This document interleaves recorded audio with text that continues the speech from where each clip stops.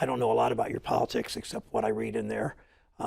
Secretary Paulson was clearly a Republican, appointed by the Bush administration. Why was it so hard for the two of you to convince Republicans to step up on the fiscal policy to grow the economy? Well, I think that people had the wrong idea, basically. There's this fear of deficits. The deficits were very large, not just because of fiscal programs, but because the economy was in such a deep recession. That generated a big deficit as well. We had a 10% of GDP deficit. And there was a lot of fear mongering about what that would do and whether it was going to lead to very high interest rates or inflation. In Europe, we saw, in the UK, we also saw even more rapid turn to austerity.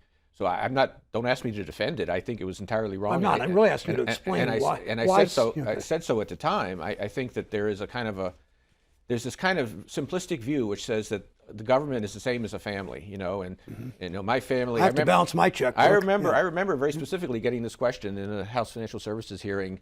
My teenage daughter, if she overspends her credit card, we cut them up and we don't let her spend anymore. The question should have been, why are you giving your teenage daughter a credit card? Well, that's another question, but I mean, it's I'm sure many of the viewers will wonder about this distinction, but it is a very important distinction.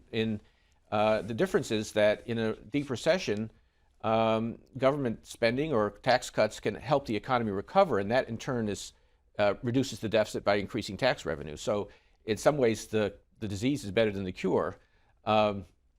So, I mean, those are the kinds of ideas, thinking, political views that led to resistance. And to be honest with you, we were a little bit less austere here than some other countries were. But I agree completely with that, and I say so in the book, and I said so at the time, that we turned to austerity too quickly, and that, in particular, the federal stimulus that we got in 2009 was, to a significant extent, offset by the contraction at the state and local level. In the United States, a lot of spending takes place at the state and local level, and all of those budgets were deeply cut.